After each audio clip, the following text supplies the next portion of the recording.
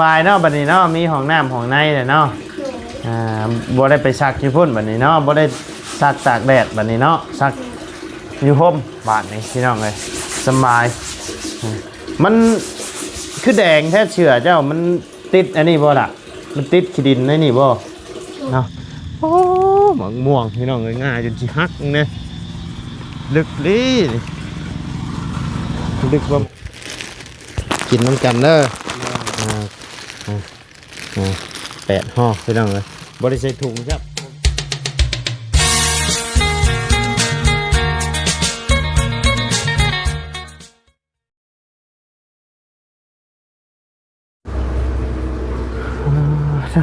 พี่น้องเลยฮอดเอาเนาะพี่น้องเลยเปิดคลิปเปิดภาพมาเมื่อนี้ก็อยู่ทั้งบ้านเฮือนของน้องบิพี่น้องเลยเข้ามาหาทั้งน้องบิเพิ่นก่อนพี่น้องเลยมาอัปเดตเบิ่งทั้งน้องเพิ่นก่อนพี่น้องเลยบ่ได้นานๆเข้ามาเทื่อพี่น้องเลยเมื่อนี้ก็จะได้เดินทางกลับบ้านแล้วพี่น้องเลยขึ้นมาได้2 มื้อเนาะก็จะได้เดินทางกลับบ้านก่อนพี่น้องเลยทั้งเสียงเพิ่นมีเวียกอยู่บ้านพี่น้องเลยมีเวียกอยู่บ้านก็เลยต้องกลับก่อนพี่น้องเลยก่อนอื่นก็กลับทักทายสบายดีเนาะพ่อแม่พี่น้อง FC เบิร์ดสุขุสุขคนบ่ว่าสิอยู่ในและต่างประเทศก็ยินดีต้อนรับเข้าสู่ช่องบ่ไล่พาลุยคือเก่าพี่น้องมาหาทางน้องบิเพิ่นก่อนพี่น้องเลยมาบัดเห็นซักเสื้อผ้าจะตอดอยู่พี่น้องเลยซักเสื้อผ้านักเรียนบ่เนาะหรือจังใดเพราะว่ามื้ออื่นนี่ก็เข้าโรงเรียนแล้วเนาะพี่น้องเลยซักเสื้อผ้าอยู่ตอดอยู่พี่น้องเลยไปเดี๋ยวไปเบิ่งทางน้องเพิ่นก่อนพี่น้องเลยไปพี่น้อง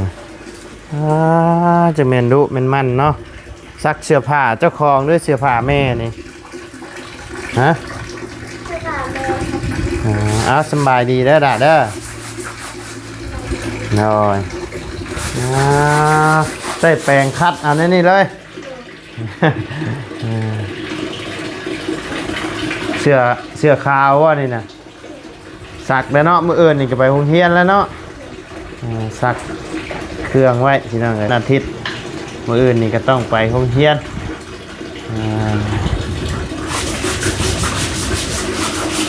สบายเนาะบัดนี้เนาะมีห้องน้ำห้องในเลยเนาะบ่ได้ไปซักอยู่พุ่นบัดนี้เนาะบ่ได้ซักตากแดดบัดนี้เนาะซัก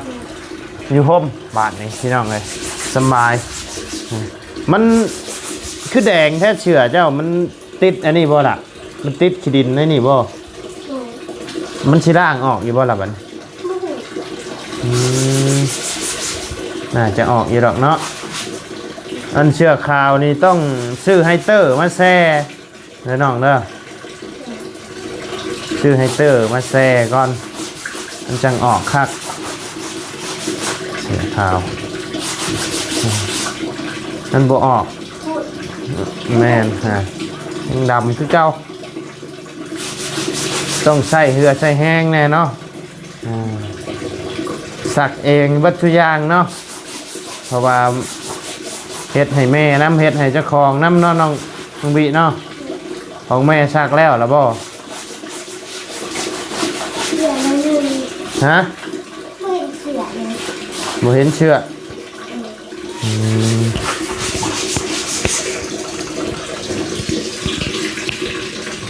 บ่ได้เข้ามาหาทางน้องบีเพิ่นกระโดนเติบพี่น้องเลยตั้งแต่มื้อที่ว่าซื้อปลาแคมทางแล้วก็มาผักทั้งน้องบิเพิ่นเนาะก็ไม่ได้แวะเข้ามาหาเลยพี่น้อง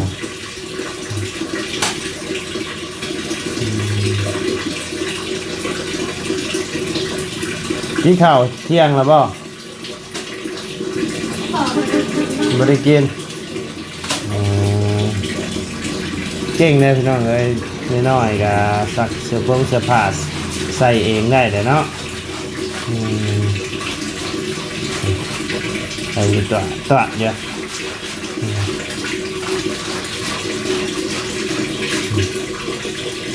โอ้สักลายได้แข็งนะบ่ฮะสักลายบ่น่ะ ติดเอาบ่ติดเอาพี่น้องเลยเดี๋ยวว่าสักลายโอ้มีเลยมีไผในเข้ามาหาน้องวิบ่มีไผเลยบ่ค่อยมีไผเข้ามาเนาะเดี๋ยวนี้เนาะเพราะว่านานๆทางทีมงานก็จังสิเข้ามาอัปเดตพี่น้องกันมีเวียกมีงานจังสิได้เข้ามาเทื่อนึงคันบ่มีเวียกมีงานก็นานๆเข้ามาพี่น้องเลยเพราะว่าเรือนชานน้องวิเพิ่นก็แล้วเบิดทุกอย่างแล้วฮะน้ำดำเลยดำนะบ่เสื้อผ้าไอ้บริษัทสักแล้วมันกับขาวสักแล้วกับขาวเลยนักแห้งบ่เสื้อนี่นักได้เสื้อเสื้อให้ชื่อให้นี่นะชื่ออยู่บ่ฝากให้ชื่อให้เบาดีบ่ใช้ทั้งลาบ่าวจะไปใช้สักโอ้โหเพิ่นปลูกแล้วหรือว่ามันเพิ่นน่ะ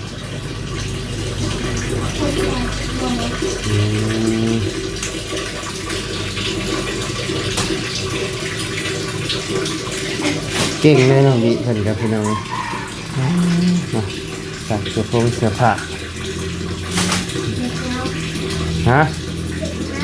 เล็บงามเลยสักเสื้อผ้าแล้วเล็บงามบ่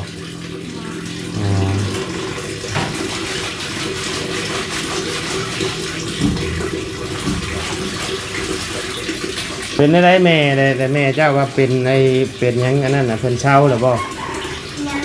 กำลังเป็นไข่ เป็นไข่อีกแล้ว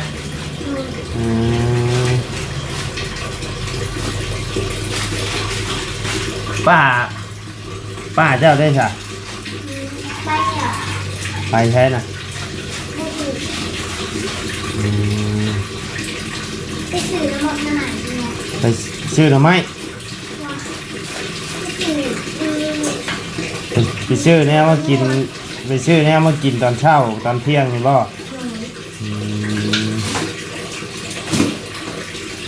มีแนวกินเนาะ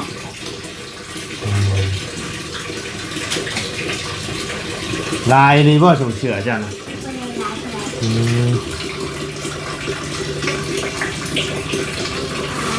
ดุได้ไปน้องนี่คนนี้กันเนาะแตกเลย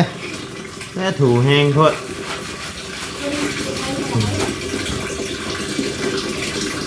ค่อยๆทูเลย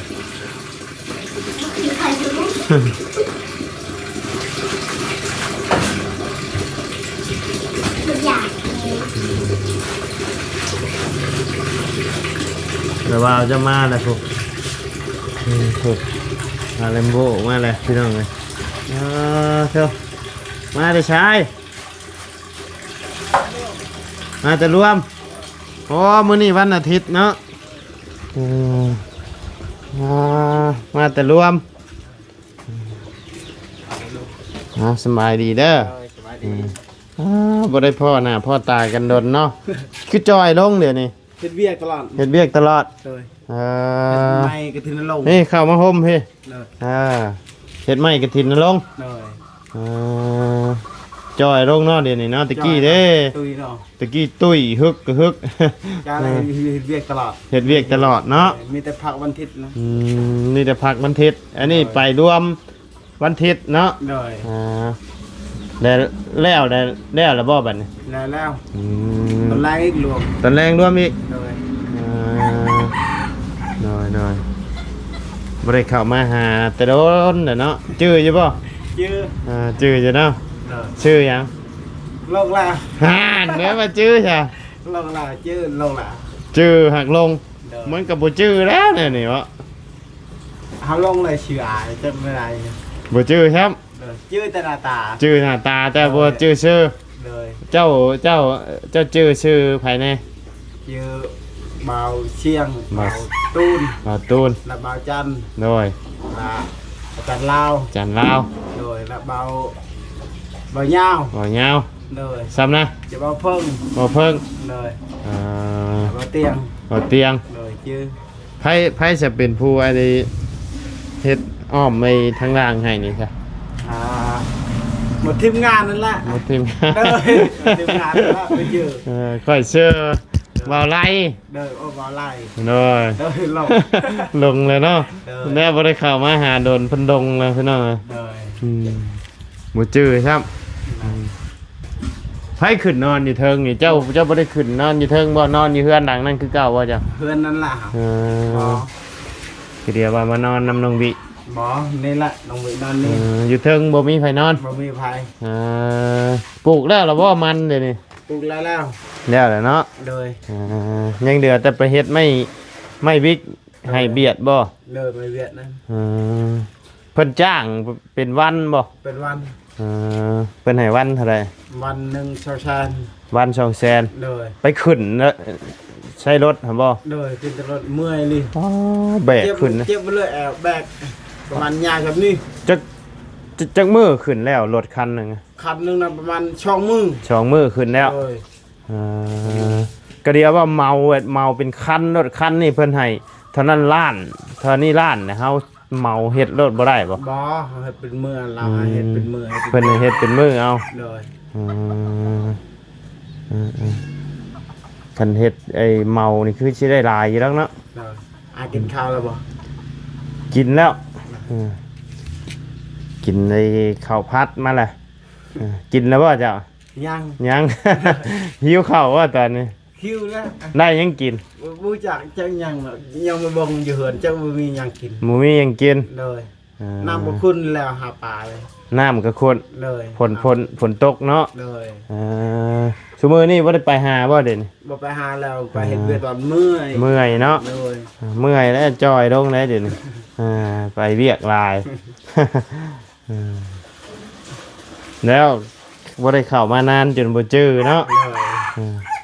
เพราะว่าทางเพื่อนชาตินี่อย่างเพิ่นกันแล้วเบิ่แล้วพี่น้องก็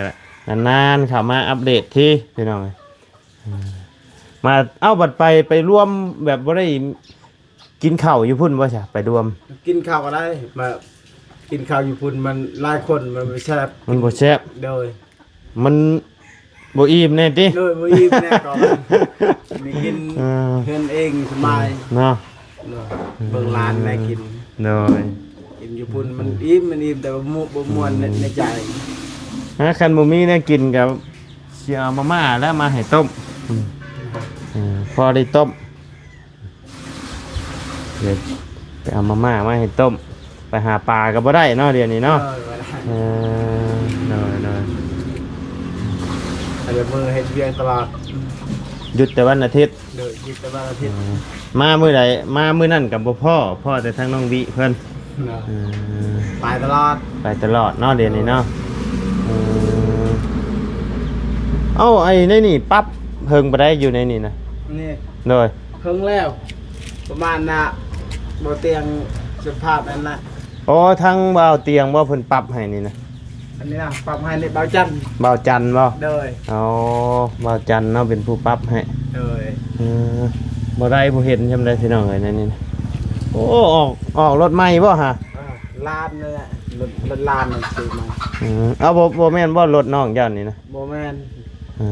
ร รถลาน รถดาน ลานละเมียนนะเพื่อนน้อง ก็เลยน้องขี่ เลย จักล้านนะรถ อุ้ยรถนั้นประมาณ18ล้าน 18 ล้าน โดยแพง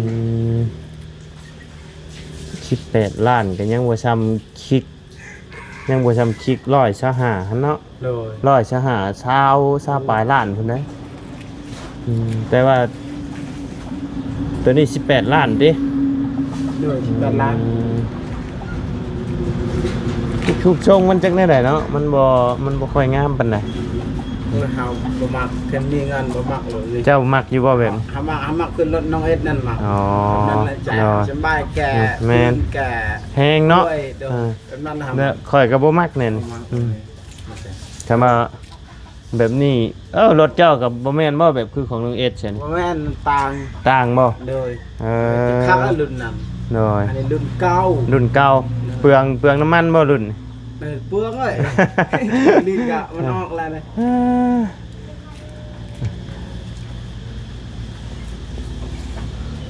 หลานบ่นี่นะ โดยลาน เออ ลาน หน้าตาคล้ายๆกันเนาะกับเจ้าเนาะ โดย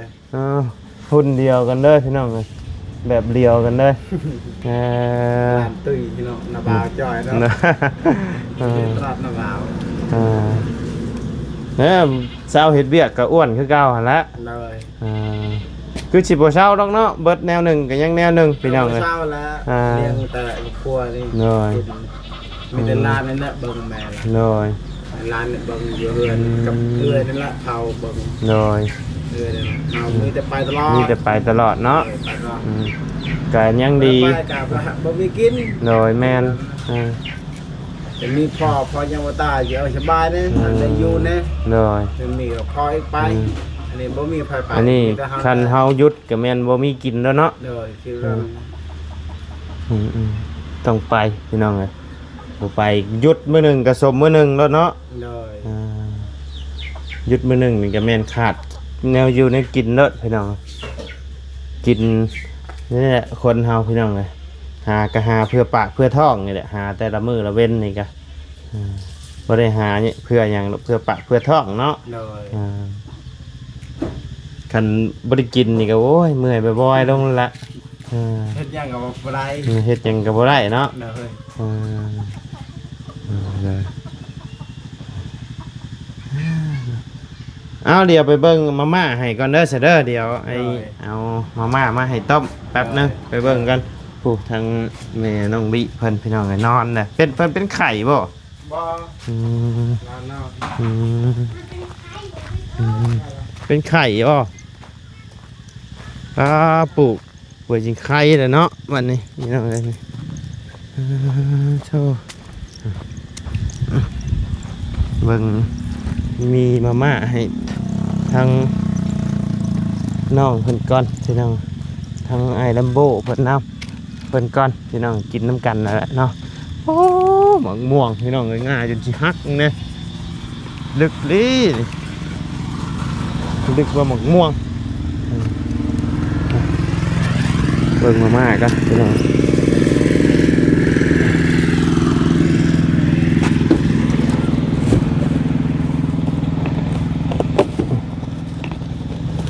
โอ้มีถุงใช่ครับแล้วคืออันนี้แหละพี่น้อง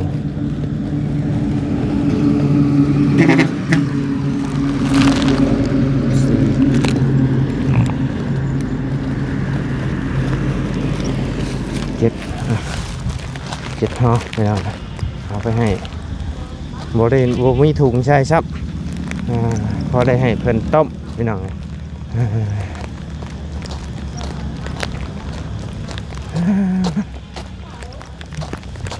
โอ้น้องวีเปียกเบิดแล้วเนาะน้องวีเนาะเอาไปตากอยู่พุ่นบ่บัดนี้เขามีวันตากให้ระบาวจะเห็ดห้าวให้เยอะนี่ที่นี่จังสบายตากอยู่นี่เด้อนี่ใจไปใช่ละ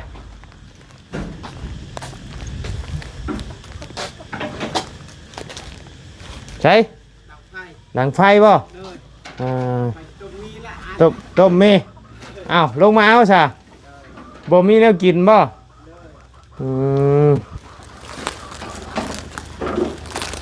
ห่อพี่น้อง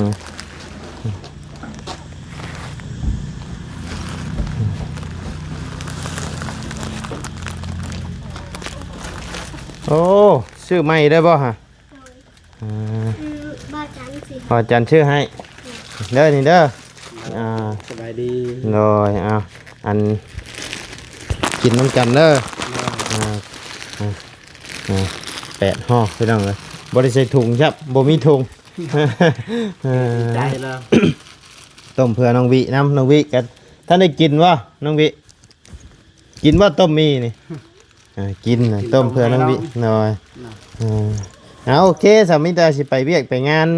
ต่อกันเด้อบัดนี้เด้อมื้อหน้ามื้อในสิเข้ามาเยี่ยมมายามใหม่หน่อยเอาสบายดีเด้อสบายดีหน่อยเอาเนาะพี่น้องก็เข้ามาหาทั้งน้องวิเพิ่นพี่น้องก็ซักเสื้อผงเสื้อผ้าให้แม่แน่เจ้าของแน่พี่น้องโอ้ยเป็นเด็กที่ว่าผู้จักบุญคุณพี่น้อง เด็กกตัญญูบ่เพิ่นแน่นี่บ่เพิ่นเอิ้นหรือแน่ๆพี่น้องประมาณนี้แหละเนาะต่อพ่อแม่ดีหลายพี่น้องเอ้ยเอาซะเนาะสำหรับคลิปนี้ทั้งบ่ได้ก็สิได้ล่ำลาเลยเด้อพี่น้องเด้อพบเจอกันในคลิปหน้าขอบุญขอบคุณเนาะพ่อแม่พี่น้องและ FC เบิร์ดสุขุสุคนที่เข้ามาติดตามและรับชมทั้งช่องบ่ไลเนาะถ้าบ่ไลเว้าอีหยังบ่ถูกบ่ต้องบ่จบบ่งามก็ต้องขอโทษขออภัยนำพ่อแม่พี่น้องและ FC เบิร์ดสุขุสุคนเนาะสำหรับคลิปนี้ก็ล่ำลาแล้วพี่น้องสบายดีเด้อเนาะไป